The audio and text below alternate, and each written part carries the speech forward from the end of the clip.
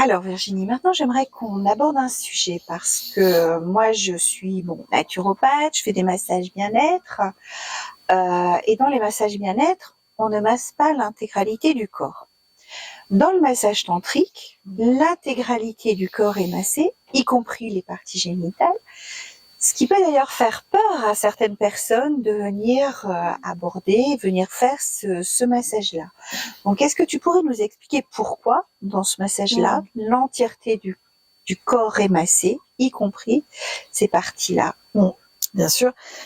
Alors déjà, c'est intéressant parce que justement, il faut absolument lever tous ces projections et cette fantasmagorie qu'on met autour de ça. Un massage tantrique, ça n'est pas de la sexualité et c'est pas parce qu'on va toucher les parties intimes de la personne que c'est de la sexualité. Pas du tout. D'accord? C'est simplement de reconnaître en fait toutes les parties du corps. Donc ça, c'est la première chose. En fait, je vais parler du massage taoïste sensuel, qui est un massage tantrique qui vient de Chine et qui a été conçu il y a 4000 ans pour augmenter la longévité d'un empereur. D'accord? Parce que, en fait, le massage des parties intimes vient stimuler notre énergie sexuelle. Et il faut savoir que notre énergie sexuelle, c'est notre énergie de vie, c'est la source de nos énergies du corps, c'est notre libido. Et notre libido, en fait, c'est une source d'énergie et on va la répartir dans notre vie, dans différents espaces de notre vie. D'accord? On va la répartir, bien sûr, on va en mettre une partie dans la sexualité, mais on va aussi mettre cette partie de créativité ça peut être des arts, ça peut être des passions. On va mettre une partie dans la maternité, dans la paternité. On va mettre une partie de cette énergie dans le travail. Voilà.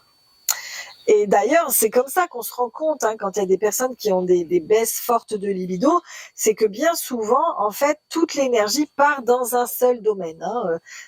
Pour les femmes, ça peut arriver souvent que au moment de la maternité, hop, tout part dans la maternité. On oublie le reste. Les hommes, c'est souvent au niveau du travail. Et au bout d'un certain temps, ils se rendent compte que là, il n'y a plus de libido forcément parce que tout va dans le travail. Donc de comprendre ça, c'est que notre énergie sexuelle, elle a besoin d'être harmonieuse déjà et vraiment vivante. Voilà, vivante. Et donc le massage du corps dans son intégralité va venir nourrir cette énergie, l'éveiller dans le corps et la diffuser dans l'ensemble du corps. D'accord. Voilà. Donc ça, c'est la première chose. Et ensuite, il se trouve que ça a, comme on dit, les doubles effets qui se coulent là. C'est-à-dire que on s'est rendu compte, au fur et à mesure des pratiques, que ça permet de nettoyer des mémoires dans le corps, de venir ramener du sacré dans des espaces qui ont été souillés. Voilà, amener de l'amour, parce qu'en fait la douceur du massage, par exemple massage Tao, la douceur, c'est l'amour, l'amour inconditionnel, et de venir toucher cette zone avec juste un toucher, je dirais, sans intention, non intrusif, juste avec de l'amour et de la douceur, ça va venir nettoyer des mémoires de blessures, d'abus, et permettre à la personne de retrouver une connexion avec son sexe, avec sa yoni ou avec son lingam. Ça marche aussi pour les hommes. Voilà, après avoir subi des choses difficiles. Voilà. D'accord. Voilà, l'objectif, je dirais, premier d'un massage complet est de reconnecter avec toutes les parties de notre corps. Tu le disais, Nathalie, en massage bien-être et d'autres types de massages thérapeutiques, etc. En fait, on ne s'intéresse pas à cette partie-là. Non. Même les seins chez les femmes, elles sont couvertes par un petit truc en éponge souvent, et le bas, voilà, c'est pareil. Donc en fait, on va nous masser là, on va nous masser entre là, et puis on va nous masser là. Puis après, on va nous demander si on se sent bien et unifié. Ben non, Mm. on ne peut pas. On est saucissonné. D'accord? Et donc ça, c'est important de comprendre que le massage, il a comme objectif premier vraiment de se reconnecter à sa globalité, parce que quand on est saucissonné, ben, on peut pas être dans sa puissance. Mhm. On ne peut pas être dans sa puissance. On est morcelé. Et donc, enfin, je sais pas, c'est un peu comme quand on prend un miroir, on le casse, on remet tous les morceaux. Mais franchement, c'est plus un miroir, quoi. Donc voilà, le fait de faire des massages du corps complet, ça permet à la personne de ressentir son corps et de ressentir du lien, l'énergie qui circule entre toutes les parties, et ça rassemble la personne dans son essence. Mm. Et vraiment, là, il y a une puissance. La connexion a une puissance qui se refait. Ok. Et alors parce que c'est important de l'expliquer aussi, je pense, parce que justement les gens ont des représentations, voilà, par rapport à cette partie-là du massage. Oui. Ça représente quoi en temps, par exemple, par rapport quand tu fais un massage Tao, le temps que tu passes sur cette zone-là par rapport à l'intégralité du massage? Alors déjà, faut comprendre qu'on va toucher cette partie-là, ces parties intimes, de la même façon qu'on va venir toucher l'oreille, par exemple. Donc on va venir masser, faire un palpé roulé de l'oreille comme ça, hop, voilà, d'accord? On reste dans la lenteur, dans un toucher doux, absolument pas d'accélération. La masturbation n'est pas présente, c'est vraiment un toucher d'amour, un toucher sans intention, un toucher non intrusif, qui va durer sur l'ensemble du massage, je sais pas, 6 minutes, 7 minutes, sur 1h30. Et on est vraiment sur, voilà, toucher de la même manière toutes les parties du corps. Voilà, sans intention d'excitation, absolument pas. Ok. Et puis, alors bon, je sais que tu le dis aussi, mais voilà, moi je dis, surtout quand c'est le premier massage, parce que bien sûr, on l'explique en début de massage, on le déroulé, on a toujours un temps où on parle avec la personne avant, on explique le déroulé du massage, mais ce que je trouve qu'il est important de dire aussi, c'est que eh bien, au moment où on est sur cette zone-là ou avant qu'on aborde cette zone-là, la personne a à tout moment le droit de faire un signe et de dire que finalement, c'est pas ok pour elle à ce moment-là. Et puis, bon, on le fait autrement et peut-être qu'une autre fois, ce sera ok. Mais c'est vraiment important que la personne qui est massée se sente libre de ça aussi. Bien sûr, bien sûr. Et moi, je vais faire un travail à tout le monde parce que, en fait, après le Covid, après le premier confinement, moi j'ai vu arriver énormément de femmes à mon cabinet qui avaient pendant le confinement pris conscience que voilà, ça peut pas durer comme ça, il faut faire quelque chose, il faut avancer, il faut travailler, il faut se reconnecter avec soi. Voilà, s'aimer, voilà. Et donc elles sont arrivées à mon cabinet un petit peu en mode guerrière, quoi. Là, il faut y aller, hein. Là. Donc moi j'ai posé un cadre parce que moi je ne travaille pas comme ça, je ne veux pas rajouter de la violence à la violence. Il faut travailler en douceur et il faut vraiment écouter son corps. Mais c'est vrai que quand t'as pas appris à écouter ton corps, c'est compliqué. C'est ça. Voilà. Donc moi je donne des petits tips comme on dit et je pose un cadre, c'est-à-dire que ok, là on a discuté, vous avez envie de recevoir un massage complet, mais voilà, un petit peu avant que je fasse le massage des parties intimes, je vais venir mettre des coussins, etc. Ça va vous faire remonter à l'instant présent.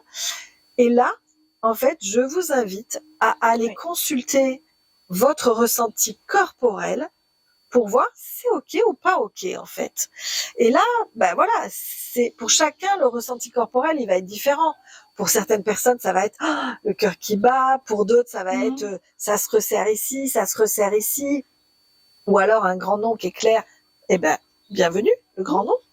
Donc voilà, moi à ce moment-là, je dis à la personne, voilà, d'interroger son corps pour savoir si c'est ok. Et si c'est pas ok, en fonction du cadre qu'on a posé au début, parce qu'on peut aussi poser au début le cadre que le premier rendez-vous, on ne le fait pas.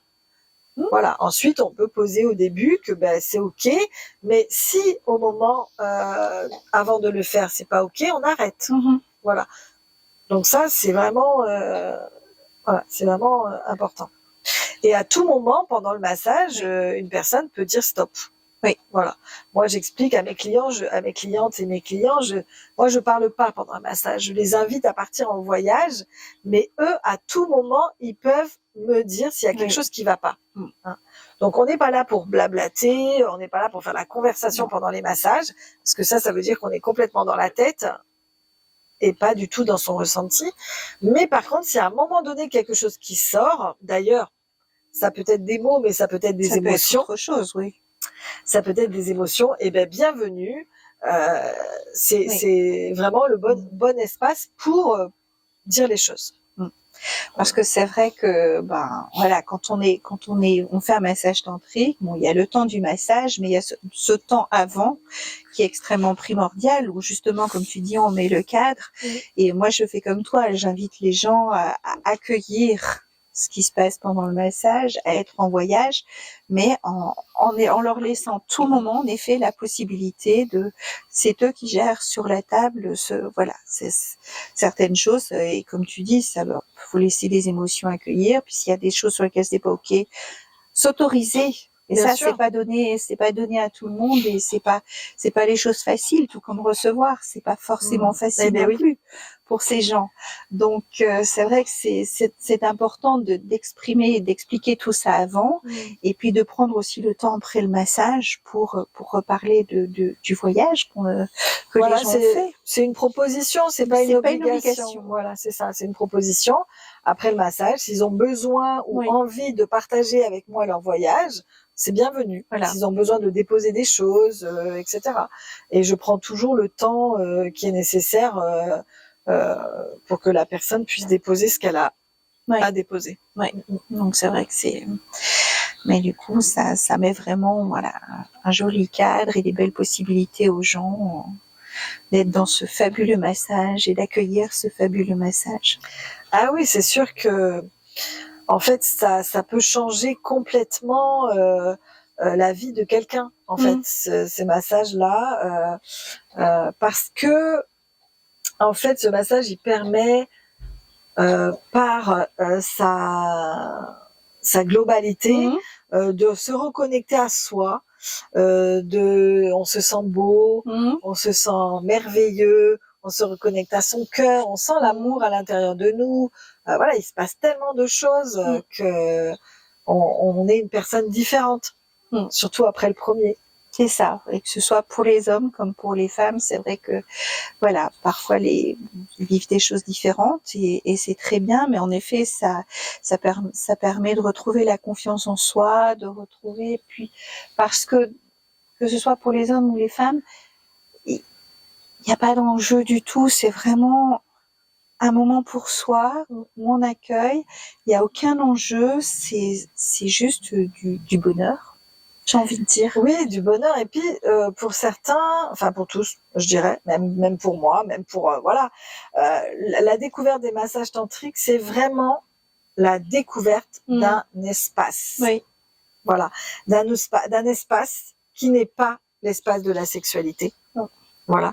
Qui est l'espace de la sensualité, de la sensorialité, et qui permet, de redécouvrir son corps, les zones de son corps qui sont sensibles. Voilà, c'est quasiment à chaque première séance où on me dit oh là là les doigts, ou là là les genoux, ou là là voilà. Et donc on redécouvre son corps.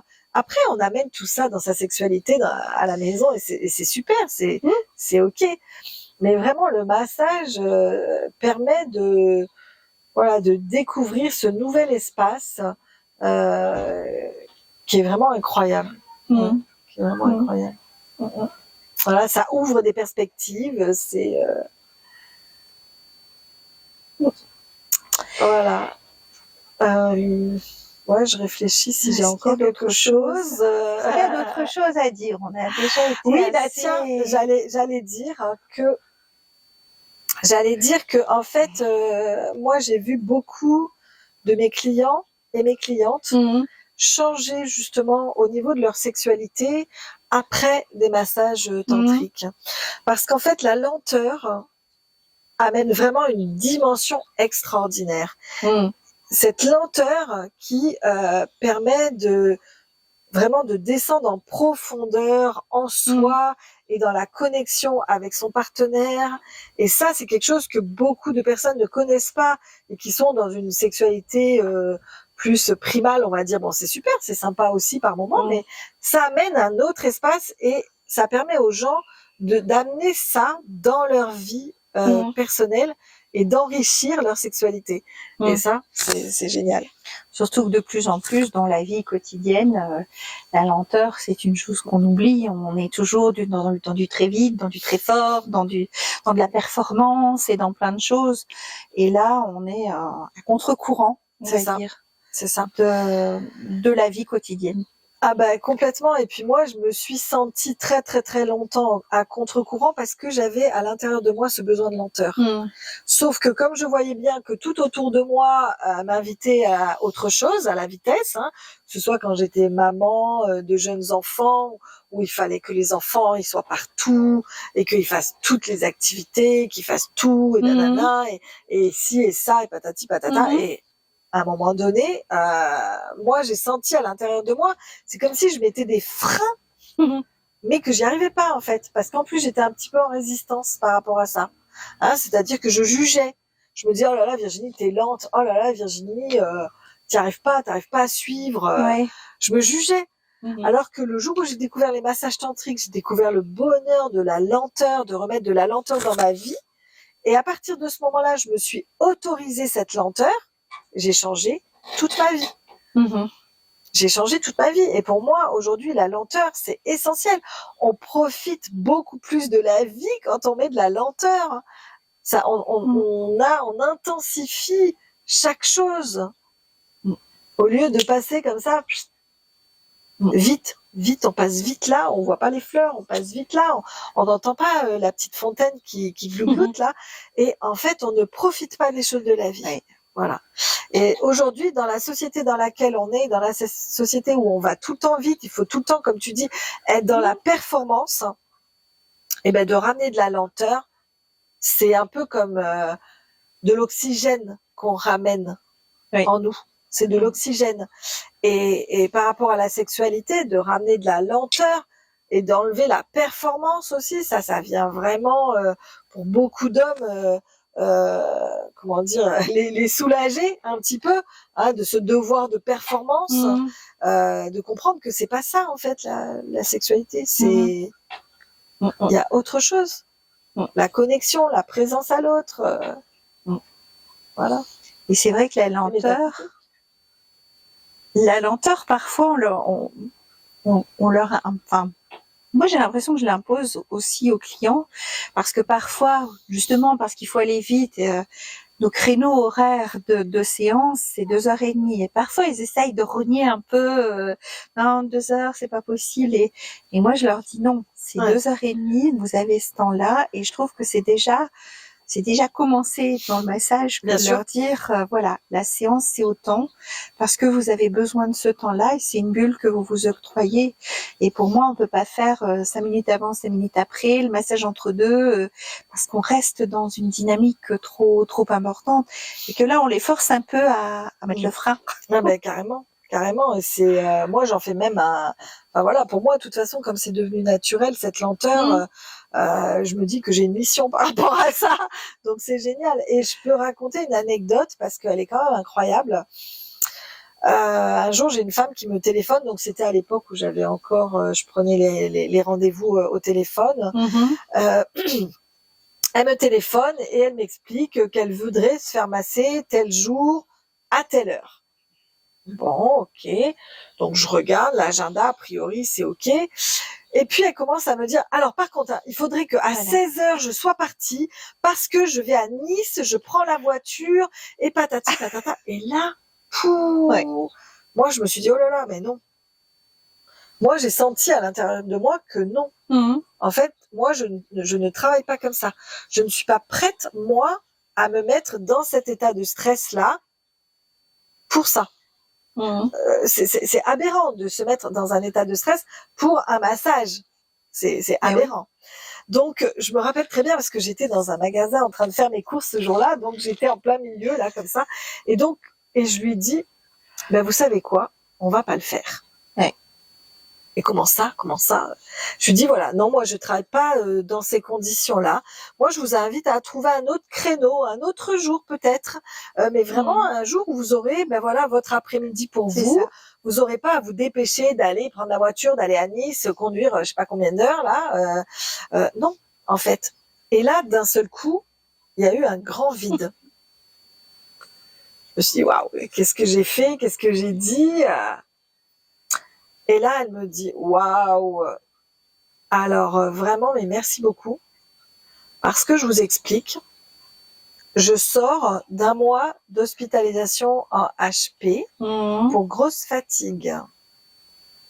Et là, j'étais en train de repartir avec en plus me mettre, ah oui, alors en plus, il faut que je me fasse masser, hein, parce que il faut que je prenne soin de moi, hein, donc en plus de tout le reste, je me rajoutais une charge mentale supplémentaire.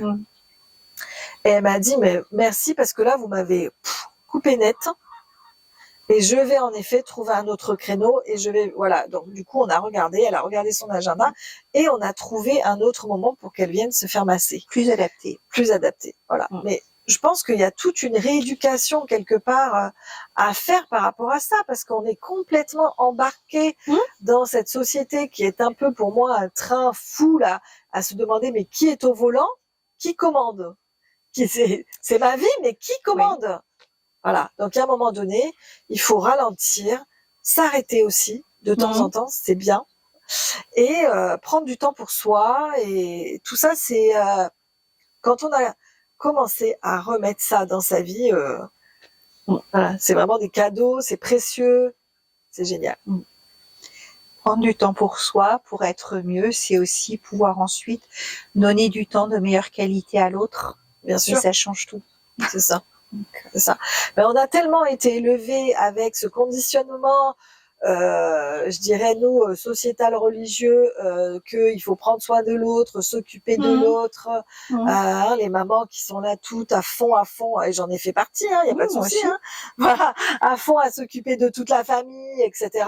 Et à passer la dernière roue de la charrette. Bah non, en fait. Comment une maman qui est complètement épuisée, stressée, comment elle peut s'occuper bien de ses enfants? Donc, à un moment donné, ben voilà, on prend du temps pour soi. Et parce qu'on prend du temps pour soi, que on est apaisé, et ben on est mieux pour s'occuper tout à fait des autres. Alors oui, c'est pas facile. D'abord parce que rien n'est prévu pour, que tout nous invite à toujours faire plus. Mais je pense que quand on a pris conscience de ça et qu'on a commencé à le mettre dans sa vie, ça change beaucoup de choses. Ouais. Entièrement d'accord avec ça. Pour l'avoir vécu.